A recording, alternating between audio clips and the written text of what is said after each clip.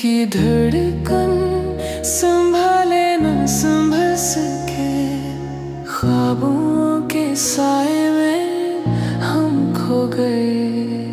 टूटी रिश्तों की ये कहानी सुनो ज़रा के दिल की सदा है ये। बारिश के बाद का दिन था, लेकिन ज़ारा के दिल में अब भी घबराहट छाई हुई थी। पिछले एपिसोड में वालिद के दबाव और रिश्ते के दबाव ने इसे शदीद परेशान कर दिया था। ज़ारा ने आलिया से मुलाकात की यूनिवर्सिटी के कानवे के बाहर और दिल की बातें की।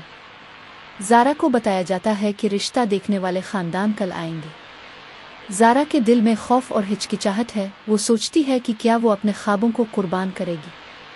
आलिया ज़ारा को तसल्ली देती है, बेटी तुम्हें अपनी ज़िंदगी के फ़ैसले खुद करने का हक़ है। वालिदैन का दबाव सिर्फ वक्त की बात है। ज़ारा को थोड़ी हिम्मत मिलती है, मगर दिल अब भी परेशान है। वालिदैन का दबाव बढ़ता है। रात को घर में दोबारा तनाज़ो। राजा साहिब कहते हैं, कल रिश्ता देखने आ रहे हैं, फैसला तुम्हारी नहीं हमारी है। माँ खामोश रहती हैं, मगर ज़ारा के लिए अंदर ही अंदर फिक्रमंद है। ज़ारा का अंदरूनी फैसला।